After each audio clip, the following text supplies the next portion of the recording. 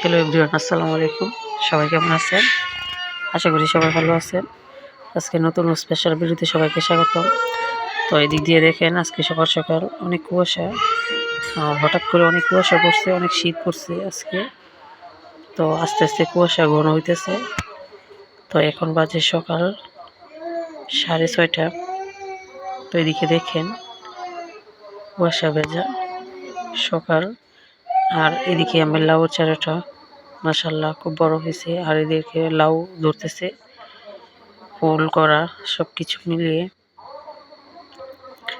তো ফাইনালি এই জায়গাটাতে আমি সবজি টবজি লাগাইছি, সিম গাছ, লাউ গাছ, সাথে বেগুন চারা, টমেটো চারা। তো বাইরে থেকে চলে এসে এখন রান্না বসিয়ে দিলাম। আর আজকে রান্না করবো পাবদা মাছ ভুনা করবো। তো আজকে আমি পাবদা মাছ ভুনা করবো, আর রুই মাছ দিয়ে, বেগুন দিয়ে, আলু দিয়ে, টমেটো দিয়ে রান্না করব। তো ফাইনালি তো রান্না করতে করতে বাইরের আবহাওয়াটা দেখালাম। তো প্রথমে একটু বর্ষা দেখা গেছে, তারপর আস্তে আস্তে আবার ঘন হইতেছে কুয়াশা। আর এদিক দিয়ে আমি পাঙ্গাস মাছগুলো ভেজে নিচ্ছি। তো মাছগুলো কড়াইতে দিয়ে দিলাম। তো দেখা যাচ্ছে একটা মাছ কড়াইতে লেগে গেছে, কেন বুঝতেছি না। তো ফাইনালি এখন আমি মাছগুলো উল্টিয়ে নিব। তো মাছগুলো উল্টিয়ে নিয়ে এখন আমি কড়াইতে দিয়ে দিলাম তেল, পেঁয়াজ, সাথে দিয়ে দিলাম টমেটো, কাঁচামরিচ, এগুলো দিয়ে একসাথে কষিয়ে নিচ্ছি। কষানো শেষ। আর এদিকে দেখেন আমার মেয়েটা, ছোট মেয়েটা দুষ্টামি করতেছে,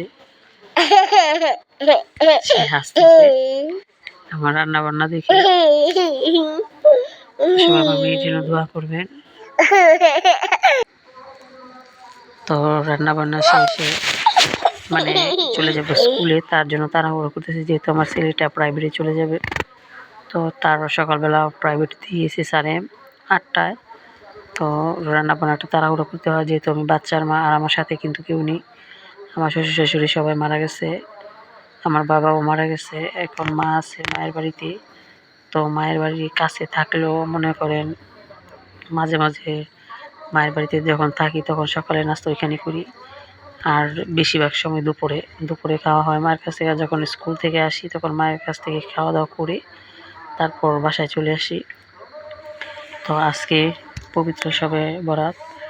এই শবে বরাত উপলক্ষে আমার পক্ষ থেকে সবার জন্য একটা দোয়া রইল, যেন সব মুসলিম নরনারী সবাইকে হেফাজত করে, সব বিপদ আপদ বালা মুসিবত থেকে রক্ষা করে, আর সবার মনের আশা আল্লাহ যেন পূরণ করে, আর সবাইকে নেক হায়াত দান করুন, সবার রিজিক বৃদ্ধি করুন। আর যারা মারা গেছে মুসলিম নরনারী সকল ভাই বোন, মা বাবা, ভাই বোন, চাচা চাচি যারা মারা গেছে, মা বোনকে সকলের জন্য দোয়া রইল, আল্লাহ যেন ওনাদেরকে বেহেশত নসিব করে, কবরের কঠিন আযাব থেকে রক্ষা করে। তো সবাই আমাদের জন্য দোয়া করবেন, আমার মেয়ের জন্য দোয়া করবেন। আর আমাদের সবারই ঠান্ডা, সর্দি, কাশি। তো এদিকে দেখেন আমার মেয়েটা কী করতেছে। তো ওইদিকে রান্না বান্না বসিয়ে আমি আস্তে আস্তে ডাইনিং টেবিলটা গুছালাম, সাথে এখন গোটা ঝাড়ু দিয়ে নেব। তা সবগুলো গুছানো শেষে এখন আমি ওইদিকে ঘর ঝাড়ু অর্ধেক দিয়ে আবার চলে আসলাম, তরকারির বলক আসছে, ঢাকনাটা মেলে দিলাম। তো সব কিছু মিলিয়ে একটা ব্যস্ততম সকাল। তো সকালবেলা খুব তাড়াতাড়ি সব কিছু করতে হয়, গুছাতে হয়, কারণ ছেলে মেয়ের স্কুল আছে, আবার সাথে আমিও স্কুলে চলে যাই। তো এদিকে দেখেন আমি এখন টেবিলটা মুছে নিলাম একটা ভেজা কাপড় দিয়ে, যাতে টেবিলের উপরে আগলা যে ময়লাটা, তেল গাছটা দেখে উঠে চলে যায়।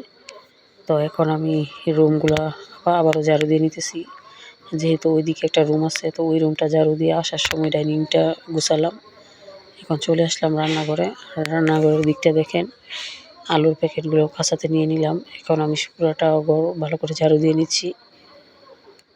তো অনেকগুলো ময়লা বের হয়েছে, আর রেগুলারই ময়লা হয়, কারণ আমার ছেলে মেয়ে বাচ্চা কাচ্চারা ভাত, এটা সেটা, তারপর ওই রাস্তার সাইডে যাদের বাড়ি আছে তারা বুঝে যত ধরনের ময়লা আবর্জনা যা আছে সব ঘরের ভিতরে ঢুকে।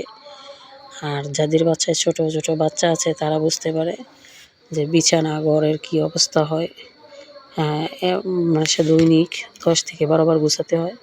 তো আমার মেয়ে দেখেন পুরো ঘরে ওর খেলনা থাকে। তো এখন পুরো রুমগুলো আমি আস্তে আস্তে গুছিয়ে নিলাম। তো আস্তে আস্তে গুছিয়ে এখন আমি এই যে প্রথম যে গেটটা, ওই গেটের দিকে তো কুয়াশা কিছু কেটে গেছে। তো এইদিকে দেখেন ঝাড়ু দেওয়ার পর এই ময়লাগুলো একবারে আমি একটা বালতির মাঝে যে ময়লাগুলো জমে বালতিতে জমাই। তো প্রথমে জুতাগুলো আমি গুছিয়ে নিলাম, যেহেতু বাচ্চারা জুতা পায়ে দেওয়ার সময় এদিক সেদিক ফেলে দেয়।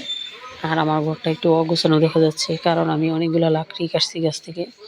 তো লাকড়িগুলো অলরেডি ফাড়তে পারি নাই, লোক পাই নাই। এদিকে পাতা, যেহেতু আমি মাটির চুলায় রান্না করি, কারণ আমাদের এখানে গ্যাসের খুব সংকট, গ্যাস মোটামুটি পাওয়াই যেতেছে না, কিছু করার নাই। তো আমার ঘর ঝাড়ু দেওয়া শেষ। এই যে এদিকে জুতাগুলো সাজিয়ে নিলাম। তো সিঁড়ির এই জায়গাটা সুন্দর করে ঝাড়ু দিয়ে বসে করে নিলাম। তো এখন সময় বাজে 8টা। তো আমি 9টায় চলে যাব, 10 মিনিট কম 9টায়। তো এখন খাওয়া দাওয়া, বিছানাটা গুছালাম। দেখেন আমার পুচকিটা এখনও উঠে নাই। সবাই আমার পুচকি মেয়েটার জন্য দোয়া করবেন, কারণ সে খুব বিরক্ত করে। তো সে ঘুমায় থাকতে থাকতে আমার সব কিছু সেরে ফেলতে হয়। আর ফাইনালি চলে আসলাম ছাদে বিকালে। তো দেখেন ছাদের মাঝে আমার একটা মিষ্টি কুমড়া চারা হইতেছে মরিচ গাছের নিচে। তো মাশাআল্লাহ মরিচ গাছে কিন্তু অলরেডি অনেকগুলো মরিচ হয়েছে। তো সবাই দোয়া করবে। একটা ছড়া বলো, ছড়া বলো। আতা গাছে তোতা পাখি,